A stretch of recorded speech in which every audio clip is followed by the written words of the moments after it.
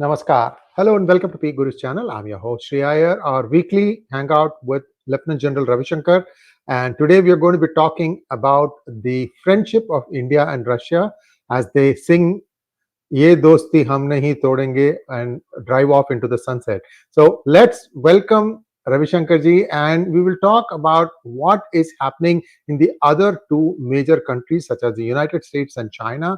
Why are they hyperventilating, or maybe they are not, but what are the reactions coming? Let's welcome General Ravi Shankar. General Ravi Shankar, namaskar.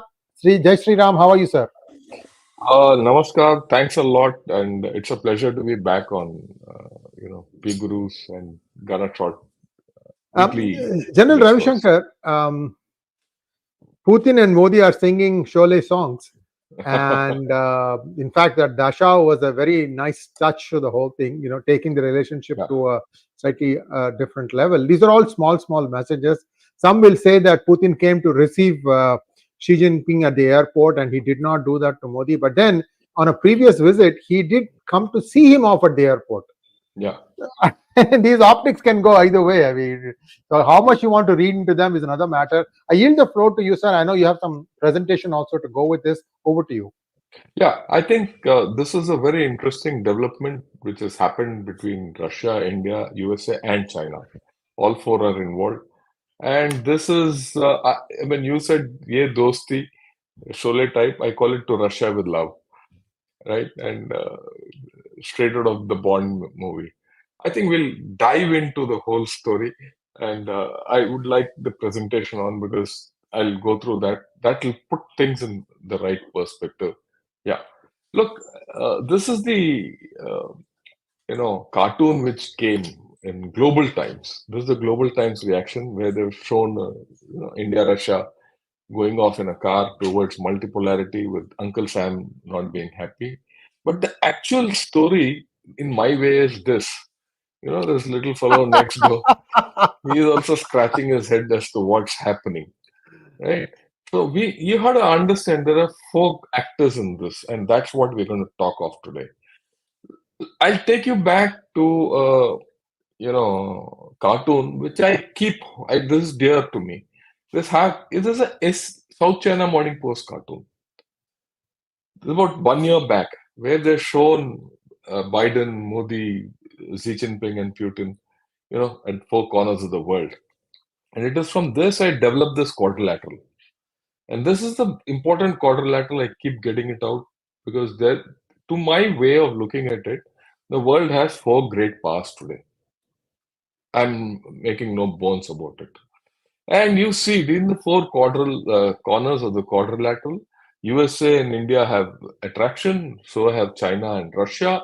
On the sides, I've shown the arrows where the attraction and repulsion is.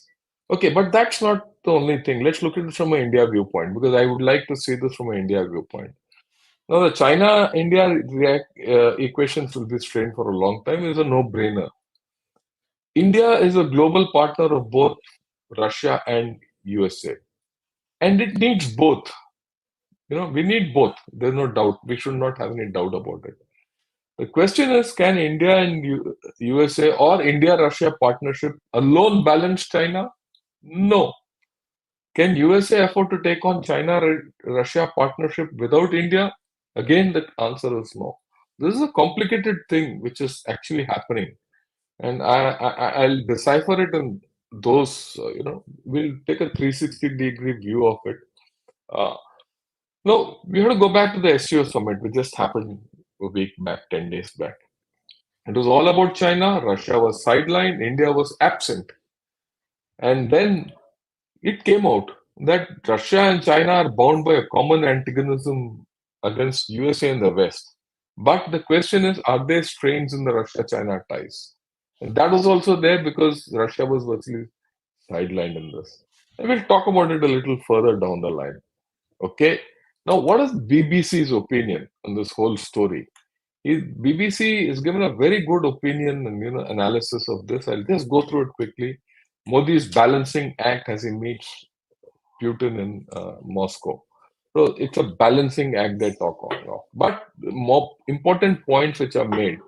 India is a key global economy.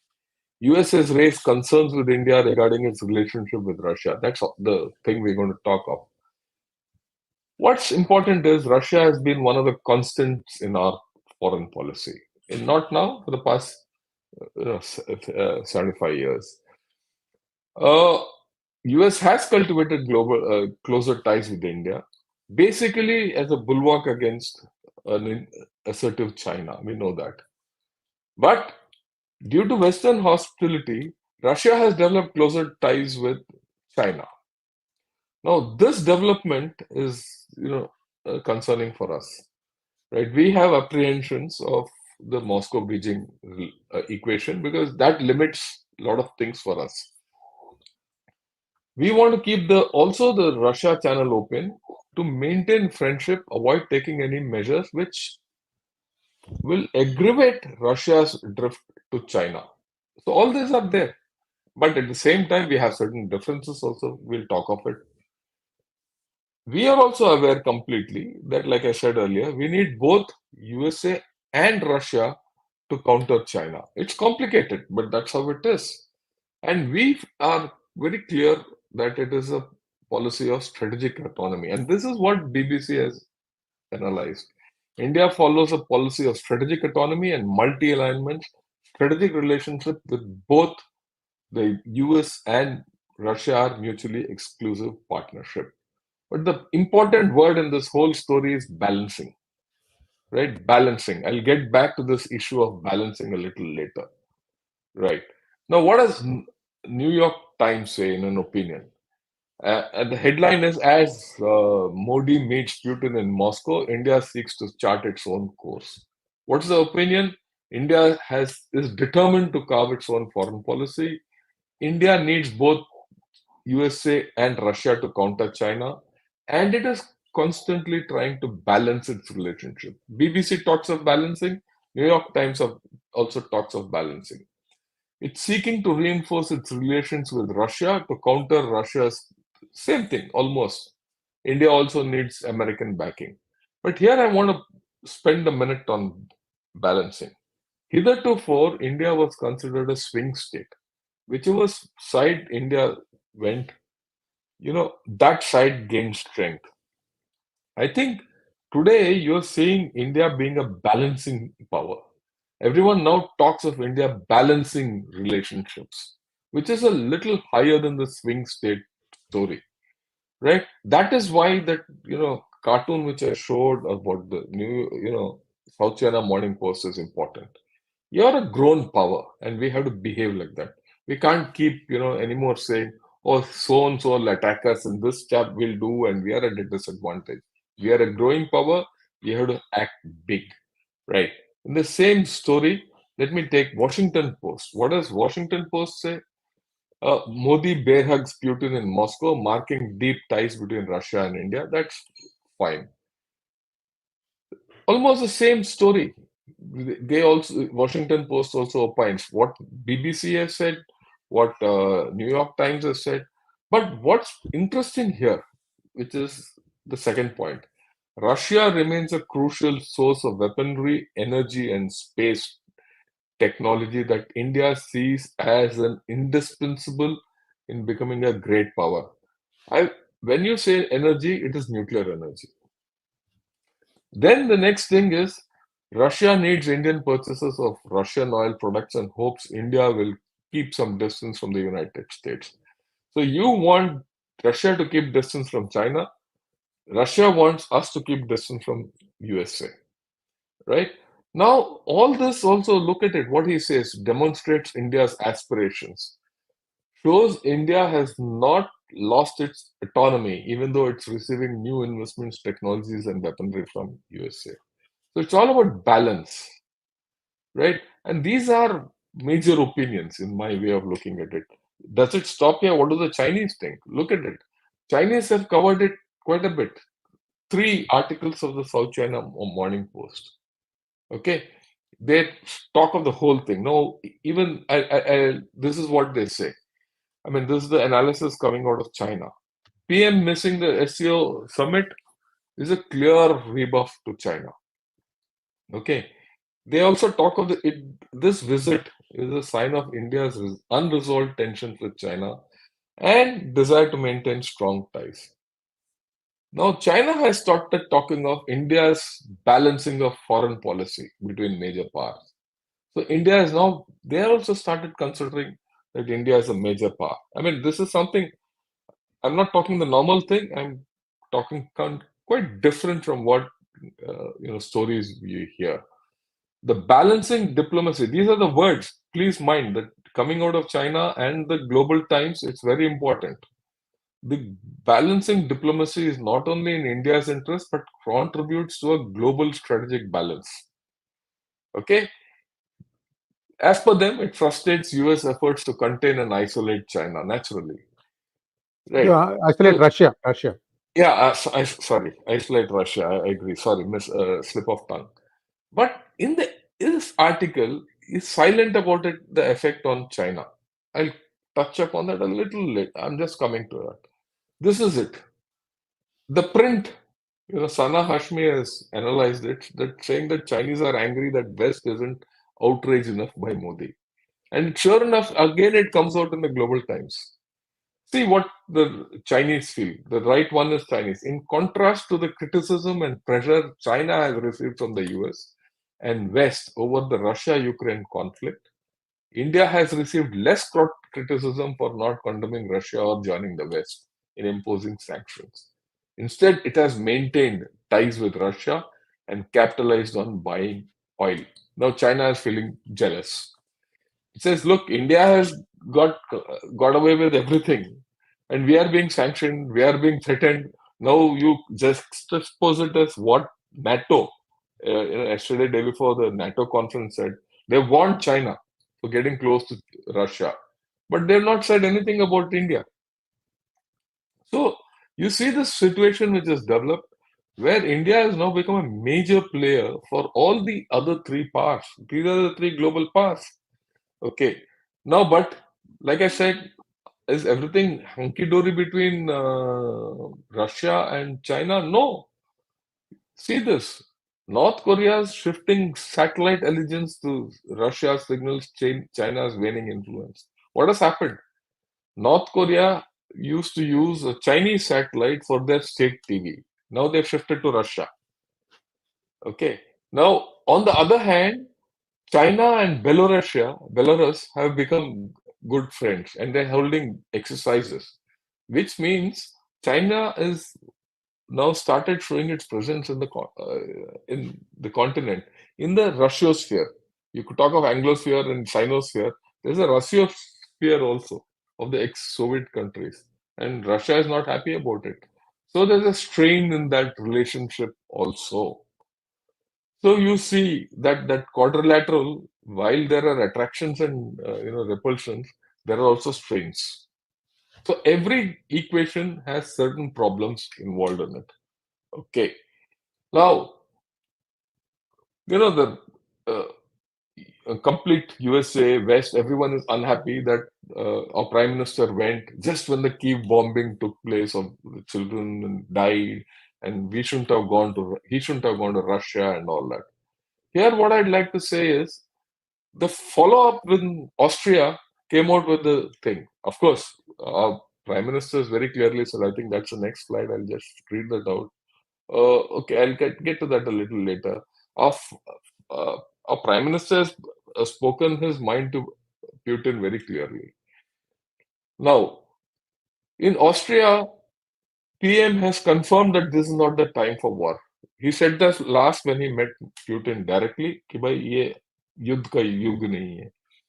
And he went and met a Nobel laureate in Austria, and who has said, look, the PM is very spiritual.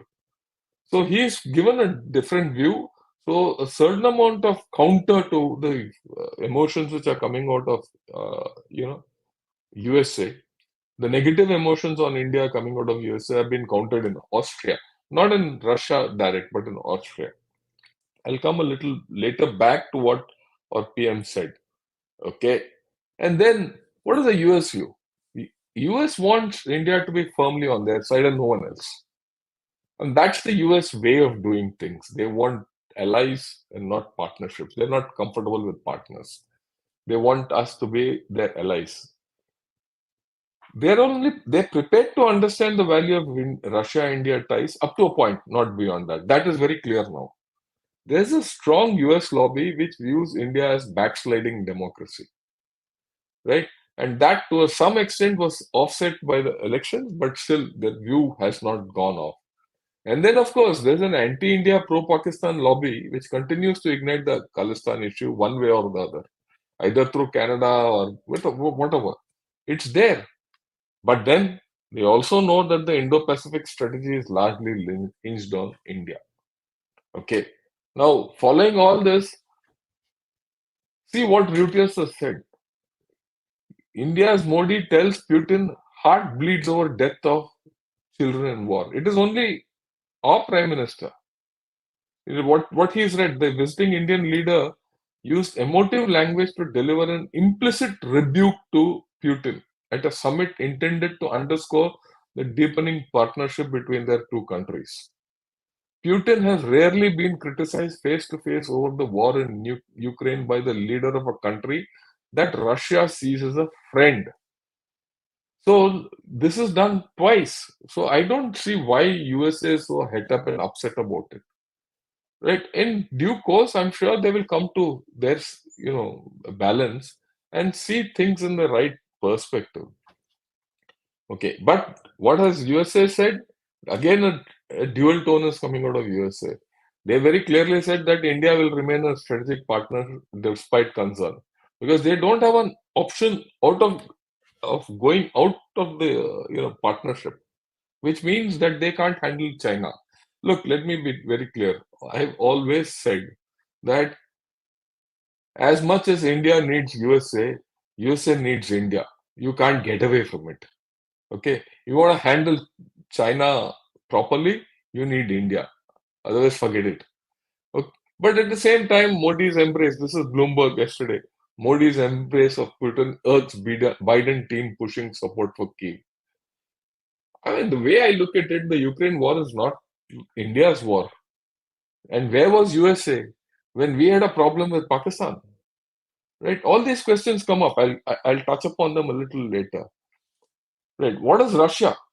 Let's talk about Russia. One has to look at the Russian angle also. Look, Russia is too huge a country with 7 time zones. You can't defeat it. This is the only country probably today, other than USA, which has got surplus energy and resources, and it is technologically self-sufficient. Right? You can't just wish away Russia. Its GDP might be low. That's because of many other reasons. Now, whatever Russia has done, just look at it, how smartly it has played its trick. Russia has put China and USA on tenterhooks. It's not only India, it's also Russia. Russia has secured its economic and strategic interests with this visit. Okay, it has deterred NATO with escalation threat. So NATO has also been limited, and I think Russia is playing for time. When Trump returns, you will see this whole story changing completely. Okay. Now, what is our take? We want to return our strategic autonomy. We want to secure our interests. Our interests are prime. We need to balance relationships. Okay. We need to understand that Russia is India's all-weather friend, all time. Okay. And we need to marginalize the effect of Russia-China ties. So you cannot afford to, ignore Russia. Okay, Russian support is important if we have to get a seat in the UN Security Council. Also, we have a clear idea that tomorrow, say Trump comes and there's a rapprochement between US and Russia, or to wind down the Ukraine war, India will be required. It will not be there. And we've also offered to help end the Ukraine war. Right. India-Russia ties are important to ensure it is not a completely bipolar world. If you break your ties with Russia, China will be one pole, USA will be one pole, and we'll be left hanging in between. So there is no way. That's why I said India provides a global energy balance through its oil purchases. It's a well-known fact that we purchase oil from Russia, refine it, and sell it to home. We sell it to Europe and USA. So you are balancing the energy thing also. If you don't take oil from Russia, right, first our interests are affected. The second is that global oil prices and economy will go off. So all this is known, but still there is certain more emotion coming out of USA on this whole story and China. China has not spoken much, but like I've shown you, China has also spoken in its own way. Okay, now what has this is the ANI tweet where this is Prime Minister Modi's words. He has said, okay, very clearly, perhaps this is such a meeting that the focus of the entire world is on this visit of mine. Everyone is focusing, everyone is having his own opinion of it. It's not lost on us. The entire world is drawing out different meanings of this visit. Very significant. Yesterday, you invited me to your residence, which you spoke of, Mr. Ayerji, and like a true friend, we spent 4 to 5 hours together. We discussed several topics. I'm happy that we openly discussed the issue of Ukraine in detail. And we tried to listen and respectfully understand each other's opinions. So you see that India has conveyed a message to Russia also. You look at what Reuters said, it's almost a rebuke. Here, the Prime Minister has put it out in the open that he has discussed Ukraine. He's gone to Austria and said this is not the era of war. So all round, things are actually, being put in their place, and India is really balancing the whole story out. Now, when you look at USA, you also have to understand that USA went to a US army contingent, went to Pakistan and did an exercise for 2 weeks. It finished 3 days back. This is from Pakistan media. Pakistan US hold joint military exercises in Pabi, right? And then what about this? We also have our angst. Has this been these taken care of, right? So when you talk of Sikh separatism, Khalistan, and all that, the USA says it's free speech. So if that is the thing, it's you can't have an apples for oranges comparison that you can't compare the two. There are certain norms for the strategic partnership, right? You have to be sensitive to each other. Only then the partnership is on an even keel. To that extent, I think a strong message is going back to US. Okay, I put it this way: India needs to look after its own interests. I mean, other interests, I'm not bothered. So India must be wary of Russia and USA. You go back to 62, Russia didn't side with us against China, right? And if so, we have to be very where we can go with Russia and where we can't go. We also have to be wary about how far we can go with USA. Go back to 71. I am one of those guys who still remember in school time that the Seventh Fleet came to the Bay of Bengal and it was threatening our subcontinent. But India must also be thankful to Russia's support during 72, US support during Yangtze and denouncing, when China issued that standard map where Arunachal Pradesh was part of China, and thereafter endorsing that, Arunachal Pradesh is part of India. I mean, we have to look at it in a balanced manner. I'm not saying go against USA. I'm not saying go against Russia or be with them completely. Need to balance. And USA also needs to understand that we have our issues, right? We are with them, but we have our issues. We are with Russia, we have our issues. Ultimately, we'll do what is good for us. And we have our major issues with China. And I'd like to make a point. India's strategic autonomy is completely dependent on Atmanirbharta. And with this is the last slide I want to show. I want to tell everyone we have to understand that India has emerged as a global balancer in this quadrilateral. We need to play our part. There's nothing for us to worry about.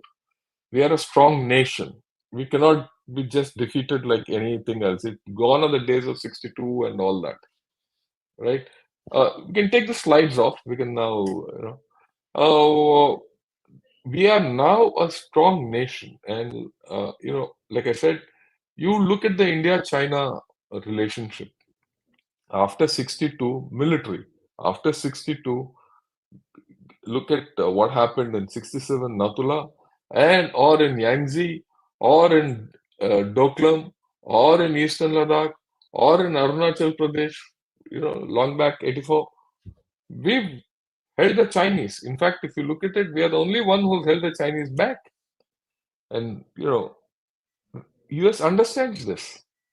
So you look at it any which way, right? We must understand that we are a powerful nation. In fact, there was an article the other day in Economic or Times of Financial Times where someone has said that India will be a superpower by 2050. What about time frame? But they're talking. People are talking of India being a superpower. New York Times in one of its this very article which I showed, it says it's an Asian giant. So we need to rethink the way we have to behave and the way we have to have confidence in ourselves. USA, Russia, China might have their opinions about India, and we might have our opinions about them, but the time has come for us to be thinking big, right? That's all I wanted to put across. Yeah.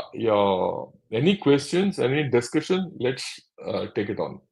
And of course, you would have certainly views, Mr. Sree Iyer, because I respect Yeah, them. I would like you to comment on what I've said. absolutely. I was just getting ready for that. Just give me 1 second. I needed to find Yeah. out something. Um, Okay. So we have close to 500 people watching this video, viewers, and we have only about 250 likes. I request all of you to like this video. General Ravi Shankar comes prepared, spends a lot of time. This thing came about after we both went back and forth for about 4 or 5 days. I have zero contribution in this. This is coming live to you both from here as well as from Gunner Shot. So those of you who are also on Gunner Shot, please do subscribe to Gunner Shot. It's worth its weight in gold. Serious discussions that will lead to a prosperous Bharat and perhaps a peaceful world. Both are implicit in that. You need to understand, you have to go through the videos to see the quality and the content, and I'll be eternally indebted to General Ravi Shankar for considering me as a serious enough platform to come and exchange his views. General Ravi Shankar, one thing that was very interesting to notice after the visit of Modi to Russia was that the Department of State was saying one thing, while the ambassador of United States to India was saying something slightly different. So this is sort of again the strategic ambiguity. One side wants to take some pot shots, the other side is saying no, no, no, no, no. This is a very critical relationship. Do you think moving forward, this is how it is going to be? That some people in US will be against India, making statements. Some will be saying pro, but there is a focus on which way to move forward. Look, US is a democracy. We are a democracy. In democracies, there are always two opinions. So two opinions will come from USA, two opinions will come from India also, right? But what's the official opinion? The official opinion is more important. Official opinion is very clear that India and US strategic partnership will continue. We have common interests. Partnership is based on interests. It's not on opinions, right? There will be certain messages coming through each opinion which is put across. No problems. Take it on. Like I said, we've become big boys. Let's take it on and give it back to them. After all, democracy is jaw, not you will talk. When you talk, put it up, put your point across to them also. And that I think our prime minister has done very well. I mean, hats off to him. The way he's conveyed the point to Mr. Putin, the way he's put it in public, and the way after the visit he's gone to Austria and put it across, put it out. Many people don't latch on to this. That's why I was very keenly observing this whole story, right?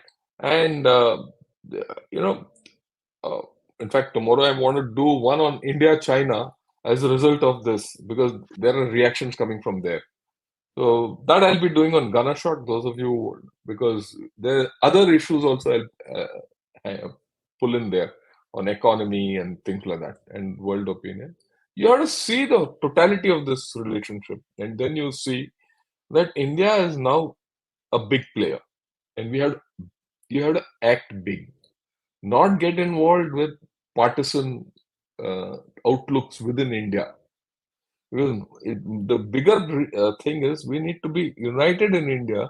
I mean, we might have our differences politically, but for India, all political parties must stand together and talk. Yes, indeed. And when the Indian opposition, which has now become quite significant, says that Modi has not, slowed in his stride after the third term, tells you a lot. They are actually Yeah, yeah, frustrated that they have not been able to slow Modi down. He has not lost any of his drive and energy, which is a good thing for the country as such. And I'm sure the opposition will find ways to keep them on their toes, the ruling party. General, we have a lot of questions, yeah. We'll take and them maybe on. we should jump to questions now. Thank you, Yeah, sir. sure. Please. Rajan, thank you so much for becoming a YouTube member. Murali, thank you for becoming a YouTube member. JBJP wants to know, where were you, JBJP? We missed you for a while. What did the USA do now? Did they threaten Bharat after Russia visit? Oh, there's no threat. There's no threat. They're just put out their concerns about this visit, and it's also a matter of timing because the visit happened. This is something which I want to highlight. The visit happened when there was a bombing of Kiev and children died there, and there's a lot of speculation from USA, or rather a hope that Prime Minister will cancel the visit, but he went through it. And he went through it and he said what he said. I explained to you. Just put it across. I mean, just expose it with the fact. Remember when the Ukraine war started, Imran Khan was in Russia and he got a lot of flack for it. He got lot of flack for it when he came back and said, wow, I was there when the war started. So people said, what were you doing there? And what did you speak? You did nothing. But here you see the difference. A prime minister is gone. Despite that bombing, you can't stop it. You had to go there. You had to talk. You had to, after all, Russia is too important for us. And then, and that's not our war, but there's a humanitarian thing which our prime minister has put across to President Putin. He's spoken in one-to-one. He's discussed Ukraine openly. Whatever they've discussed, we don't this thing. And he's gone to Austria and is, you know, said this is not the age of war, and he's convinced the Nobel laureate to say that he's spiritual, and he's spoken of larger issues. So I think the threat is not there, but I think a lot of understanding is required in USA. Next question, please. Narayana wants to know one of two, sir. In what ways can Russia support India if China plus Pakistan become more aggressive? Look, everyone, we don't need support from Russia. When China and Pakistan become aggressive, we'll handle them. I mean, I'm very confident of that. You need Russia's support for development, long-term development. Like I said, we need Russia for our space research. You need for the energy and your oil. After all, your energy security in terms of nuclear and fossil fuel is quite dependent on Russia today. You need technology. So you're looking at the long-term thing. When you look at the long-term thing, the short-term thing will get automatically taken care of. So it's not a problem, right? Pak army doesn't care if they. Well, look, don't. I think Narayana, you have to look over the fact about Pakistan. Uh, Pakistan has its own problems, and we'll discuss Pakistan. I've discussed Pakistan along with General Ata Hassan 3 days back. Have a look at that video. Look, I think Pakistan is a very marginal player in our scheme of things. We have to start believing in ourselves and start looking over Pakistan. Yeah. beyond Pakistan. Manoj Soma wants to know, General Sir, Putin started to be slightly moving away from China. Some trade agreements have also been halted near the sea. Yeah, possible. Look, there are strains between Russia and China. I've just highlighted one or two, where North Korea angle I've highlighted. Uh, Also, there's this island called Bolshoi Ussuriski, which is in the middle of Amur River. Now, the border between Russia and China was delineated and demarcated and delimited in the 70s. Okay, and that island was split in two between Russia and China. But in the new standard map which Russia has put out, sorry, which China has put out, that island has been shown as part of China. And now there are voices coming from within China, and they're being aired that they're talking of, areas Trans-Manchuria, that is in the area of Vladivostok. That, as per agreement, right, that was supposed to be returned back to China.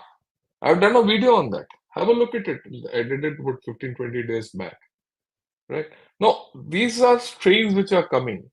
And then today I heard through a Nepalese handle that China is eyeing to extend its area in Tajikistan, which is again part of the Russo influence.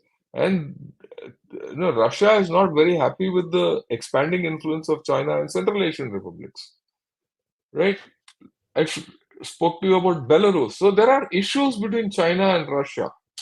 The way I look at it, they call it an no holds barred relationship with nothing is forbidden and all that. But I think it's quite transactional. It might last a year, two, three, but at some point of time things will change. Next one, please. Chitra wants to know, thank you, Chitra. A great conversation as always, as I learned so much. Thank you so much, Chitra. Thanks a lot, Chitra. Yeah. VS wants to know, sirs, any comments on the banned chemicals orthochlorobenzidylene malonitrile CS India has seized in Kattupalli port, Chennai? Kattupalli, I think, which was bound for Pakistan from China. I wouldn't know. I have not. I mean, this is a question which I wouldn't like to answer because I don't have knowledge about it. Yeah. Tarun Rao wants to know, sir, Houthi claim that they have attacked around 160 ships of US, UK, and Israel. Why UK and USA are silent on this? No reaction till now. Please throw some light on this, sir. Why they they have acted against Houthis, right? They have acted against Houthis. They've bombed Houthis. They've defended their ships. Everything is going on. I think you are not fully informed of it. USA is deployed its navy there for anti-Houthi action. So is UK. So we'll leave it at that. NN wants to know, apart from China problem, anything else stopping US from sanctioning India and forcing them to have strategic ties with India? If China problem not there, US would come hard on India. Thoughts? Yeah, that's always the case, isn't it? Earlier, before the Chinese issue came up, the way it has come up, right? India and US are on opposite sides. They never helped us in sorting out all the terrorist activities in Pakistan. They were mollycoddling Pakistan. It's only now that with Pakistan having betrayed them, and they know that they have no choice repeatedly, right? Backstab them is the word, that they're now coming to India. But having said that, we've been sanctioned by USA many times. For if you go back, the sanction we were under MTCR, we are under a lot of sanctions. It is now that they've realized that sanctioning India is a bad bargain for them. So militarily, I don't think they will ever try it because China is not something which is going to go away in a hurry. China is a big player. You have to understand that China is not going to run away. You can't wish it away. So they can't sanction us. Sanctioning us is sanctioning themselves. That is something one has to understand. The second factor is everyone talks of China plus one. in shifting, de-risking, decoupling, shifting supply chains and all that.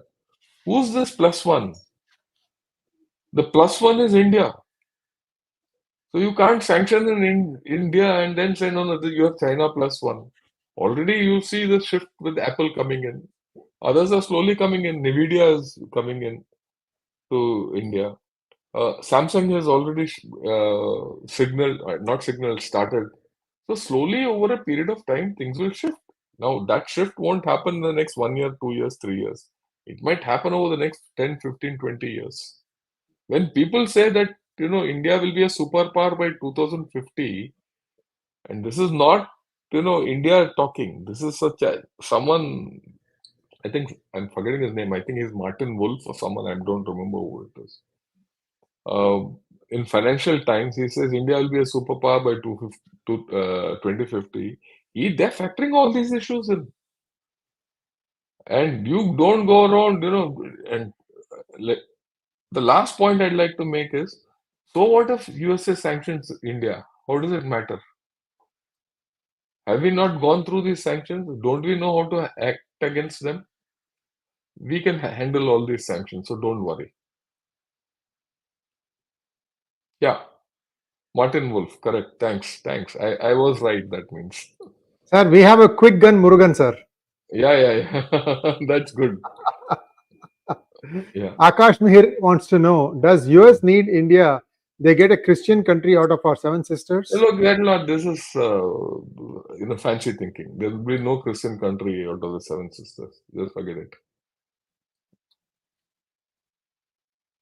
Monofsan wants to know, is it true Rolls-Royce of UK has offered 100% tech transfer for jet engines? Also, what about the report of USA's Ukraine proxies attacking Russian nuclear warning radars in Orsk? How can US allow this? All this will happen, but I've not heard of 100% tech transfer from Rolls-Royce so far, right? That's the last So remaining jewel. I don't think they'll do that. Um, Look, that this thing about nuclear warning radars, yeah, all that, there's all transactional issues. These will keep going on. All these news items will flow out. What actually happens is what one has to judge on. Maithili wants to know, Namaskaram Shankarji, do you think if Trump comes to power, our relationship with US will become stronger? No, I don't think so because there's no it. Look, uh, we had a strong relationship with USA when Trump was in power earlier. Everyone thought it will change, but it has become stronger, right? And so there'll be no change to that. What I want to put across to everyone is you have to go back. When did the US India relationship start? 2000. And this start was a dialogue between Mr. Stroke Talbot and Jaswant Singh Ji then. Uh, and from then, the trajectory of this relationship has been upward. And in fact, it is only for this reason that earlier in the day, in the morning, I put out a edited video of between Mrs. Sree Iyer and self on Indo-US relations, which we did. We did this video um, just after the elections, right? As the election results were coming out, if you remember. Right. And I put it out as a precursor to today, this talk. I would suggest you go back and have a look at it, right? And you'll get an idea of the India-US relationship and where it is going. So it doesn't matter who comes to power. India-US relationship has to strengthen with time. Next one, please. Brian Anderson says, Sir, what has Modi really achieved in the 10 years with respect to USA except buy weapons? Don't see a most favored, I think that's what MFA is, like China got in Yeah. the past. No jet engines, nuke reactors, no security guarantee versus China. We don't need a security guarantee versus China. You need help, and they've given us help. Let's not get away from it. Or you see, the biggest gain we've got from this equation is our military to military relationship has gone very high. And Brian, you've been attending and you know my ideas. Uh, Today, there's a lot of synergy between US Armed Forces and Indian Armed Forces. And that is how we're going to do the control of the Indo-Pacific. That first thing has already started coming out in the North Arabian Sea and in the Red Sea, right? So it's already there. It's not a matter of buy weapons only. With weapons, we've got some technologies. And those weapons which we have got are pretty strategic stuff. For example, the Globemaster, the C-17s and all that, and the Chinooks. They're all strategic stuff. We also got a lot of help from them on space. So it's not so. And what about the day-to-day India-US business? What about people who want to come and study here? And what about our Indian diaspora, which is strong in US? There's a whole lot of layers to the India-US equation.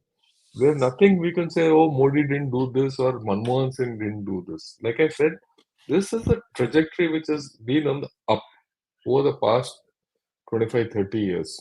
In fact, I'm the wrong person to talk about it. It is Mr. Sree Iyer who should give a comment on this. Your views. Yes, indeed, Brian. A lot of things have changed. The world has actually sat up and took notice of India.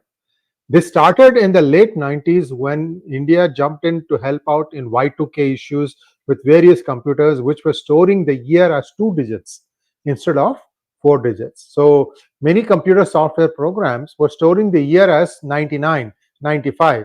And then when that rolls over to 00, one did not know what kind of effects and compounding effect that will have in all these software. So the whole world suddenly got scared. I don't know how many places the year is being stored as a two-digit number. So India came to the help of the world.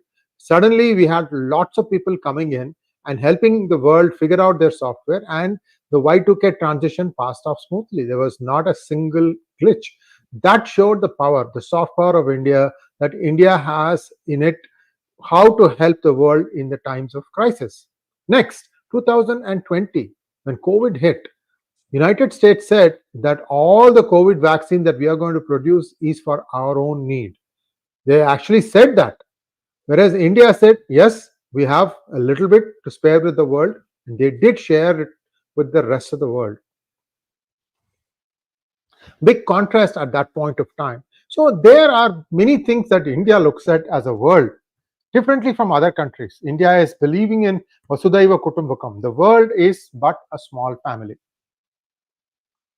That approach is getting more and more strengthened as we have BJP in power or NDA in power. This is the important takeaway here, and this is not quantifiable. It takes guts to go and sit with one of the most powerful presidents in the world, tell him to his face that you killed children, and that's not right. It takes guts. Yeah. It's not a simple statement which, you can ignore. That's why I made the way things have been put across, and that's also a layered approach or, incremental approach. We've conveyed our thing. So I think we've got a lot. Shanks wants to know, sir, it is a problem. US diplomats cannot be taking different contradicting White House. Well, let them say it. What is there? Doesn't matter. What General says is right. Officially, what is the policy? That's what you need to look at. Let people let off steam. I'm sorry, sir. I didn't even give you a No, chance no, to no, no, no, answer. no, no. I agree with you. No, not an issue. Srikant Iyer wants to know, sir, namaste, a naive and maybe controversial question, but how does Russia control such a huge territory, keeping the land and people together? Some parts and people are so inaccessible.